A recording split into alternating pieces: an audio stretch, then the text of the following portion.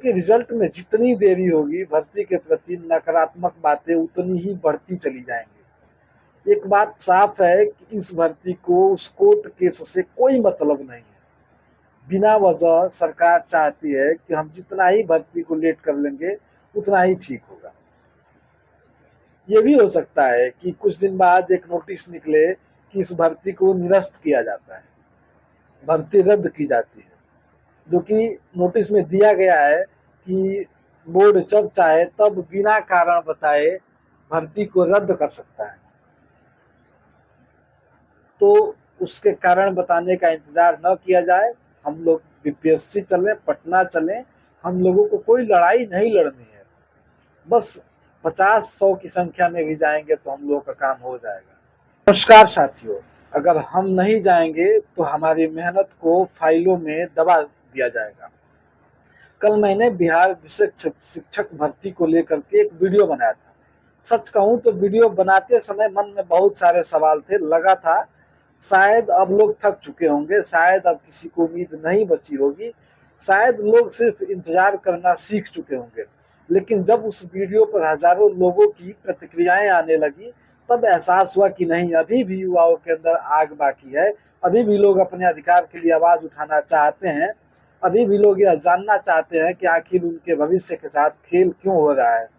Video के comment section पढ़कर एक बात साफ हो गई कि बिहार विषय शिक्षक भर्ती सिर्फ एक भर्ती ही नहीं रह गई है, यह हजारों युवाओं की उम्मीद बन चुकी है। किसी ने लिखा, भैया हम चलने को तैयार हैं। किसी ने कहा अब चुप बैठने से कुछ नहीं होगा। किसी ने कहा अगर हम लोग एक साथ नहीं आएंगे तो हमारी फाइल ऐसे ही दबा दी जाएगी। अब हमें एकजुट होकर सवाल पूछना होगा। हमें जानने का अधिकार है कि रिजल्ट में इतनी देरी क्यों हो रही है। आखिर वे छात्र छात्राएं हैं जिन्होंने दिन रात मेहनत की, जिन्होंने परिवार की उम्मीदों को अपने कंधों पर उठाया, उन्हें आखिर कब तक सिर्फ इंतजार ही मिलता रहेगा। आज बिहार के हजारों युवा ऐसे घर से हैं जिनके घर की स्थिति ठीक नहीं है।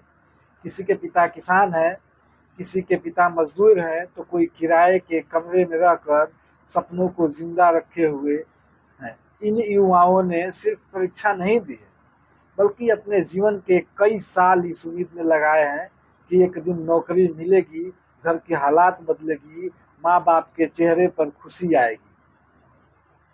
लेकिन दुर्भाग्य देखिए, परीक्षा हो जाती है, फार्म भरवा लिए जाते हैं, फीस ले ली जाती है, मेहनत भी करवा ली जाती है, लेकिन जब रिजल्ट की बारी आती है तो सिर्फ तारीख पर तारीख मिलती है। युवा पूछते हैं तो जवाब नहीं मिलता है।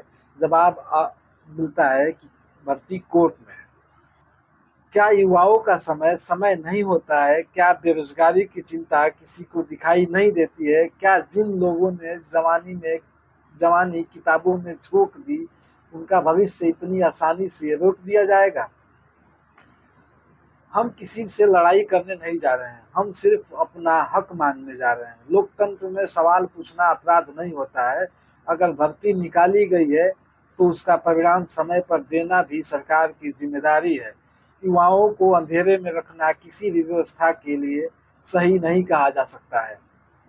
इसी उद्देश्य से मैं आप सभी लोगों से अपील कर रहा हूं कि जो साथी भी बीपीएससी कार्यालय पटना जाने के लिए तैयार हैं वे इस वीडियो में दिए गए नंबर पर मैसेज करें।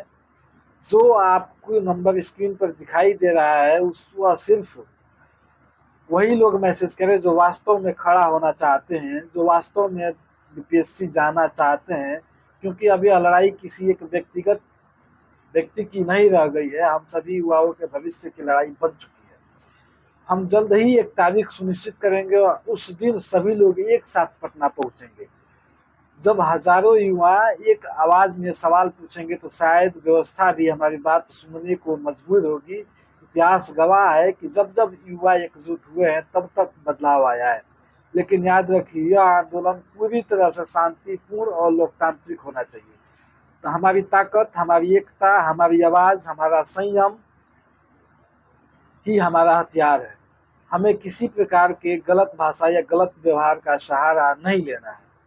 हम सिर्फ अपने अधिकार की बात करने और मजबूती से करेंगे।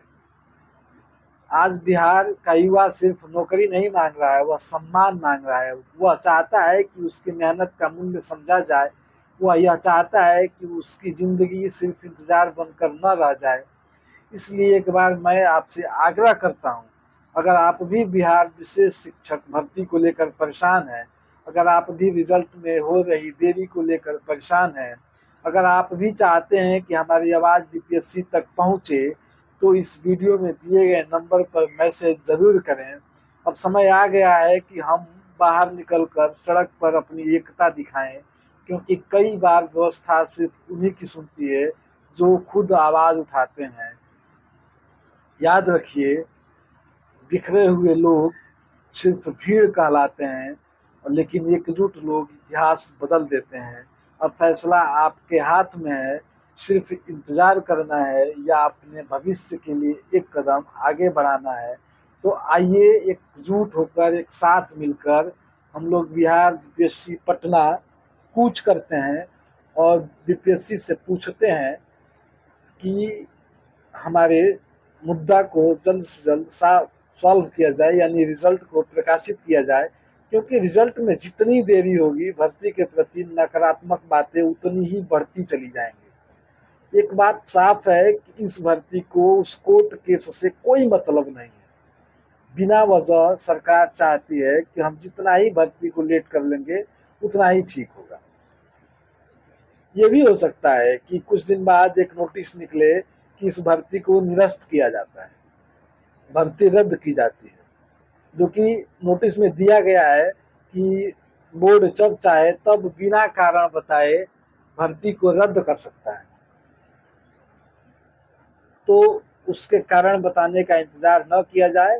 हम लोग बीपीएससी चलें, पटना चलें, हम लोगों को कोई लड़ाई नहीं लड़नी है। बस 50-100 की संख्या में भी जाएंगे तो हम लोगों का काम हो जाएगा। रिजल्ट लेना है, रिजल्ट वो लोग देंगे। बीपीएससी भी यह नहीं चाहती है कि हम बच्चों को परेशान करें। ये शिक्षा विभाग की कमजोरी है कि वो इस अभी तक जो 816 पद हैं उनका डाटा बीपीएससी को उपलब्ध नहीं कराया है। अगर वो डाटा उपलब्ध हो जाएंगे तो रिजल्ट उनको देना ही पड़ेगा। तो इसलिए आप लोगों से निवेदन है कि आप लोग पटना जाने के लिए तैयार रहें, और पटना जाने वालों की संख्या कम से कम 100-200 होनी चाहिए, तभी कुछ हो पाएगा। 10-20 के जाने से कुछ नहीं होगा, क्योंकि 10-20 लोग ऑलरेडी बीपीएससी जा चुके हैं, अपना काम कर चुके हैं, जो लगातार कोशिश कर रहे हैं, जो मंत्री जी से भी मिल रहे हैं, बीपीएससी बोर्ड भी जा रहे हैं। इसलिए आप लोग कम से कम 100-200 की संख्या में तैयार रहें, एक डेट सुनिश्चित करें और उस डेट पे चलने को